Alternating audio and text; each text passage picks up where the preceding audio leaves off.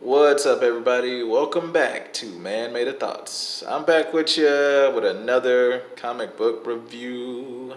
So this is Superman Up in the Sky, number 3. Um, 4.99. Tom King's writing it. Andy Kubert's drawing it.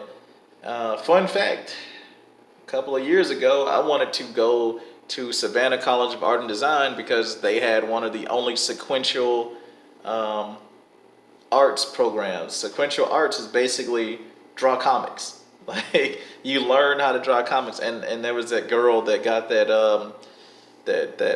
contract with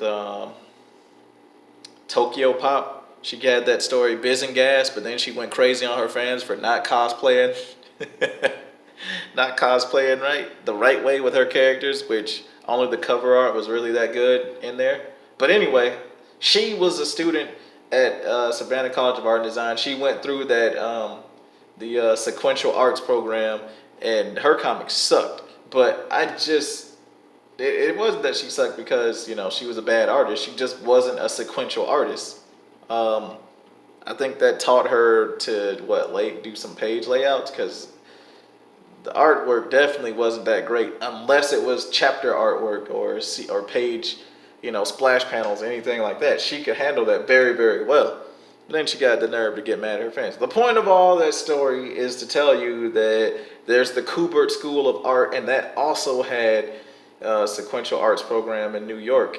And I learned about it a little bit too late. I had already been like $50,000 in debt at the college I was going to for art. But I can't help but imagine, what if? What if I went to the Kubert School of Art in New York? I really could have been one of these top tier guys, maybe. Who knows, man? But what ifs? Anyway, so this is Superman Up in the Sky 3. And the basic premise of this story is a girl was kidnapped from Gotham by a space dude, and Superman was feeling really, really bad about it. So he decided to take off to space, fly around the galaxy to go find her. Find her out of all the people. And he's got these trials that he has to go through in order to, get to her. And so, like I said before, I really love it when the comic explains what's going to happen inside, or the cover of the comic explains what's going to happen inside of that comic. So, this is Superman saving Lois Lane from a fiery fire escape of fire, And oddly enough, you know what this issue is called? It's called The Thousand Deaths of Lois Lane. She gets shot and killed in the first panel. But Superman's just, he's stuck in the DMV line, which is not the DMV line. But basically, what's happening is that in his mind, he's thinking of all these bad things that could happen. Lightning strikes a plane.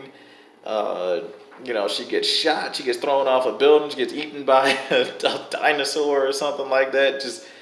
But anyway, he's trying to make a phone call. That's what he's trying to do. His whole thing is, he's trying to make a phone call. Even Joker even appears. That's a very good rendering of Joker there. But Joker comes out of nowhere. There's a Snickers ad with classic Batman stuff in it. I didn't really read it. I got kids. But like somebody sends her a Pop Goes the Weasel and then it blows up. Like all these things are happening in Superman's mind because in his mind, she's a damsel in distress. She literally can't go without being thrown off of a building or blown up or shot at because the nature of her work is she's always going to be in the line of danger. And so that's all he was thinking about. He just wants to send her a message. He just wants to call her. And like, sometimes that's all you got. Like being military and you got your little Skype, if you can even get Skype, you get that little phone call that you can call back to the States with.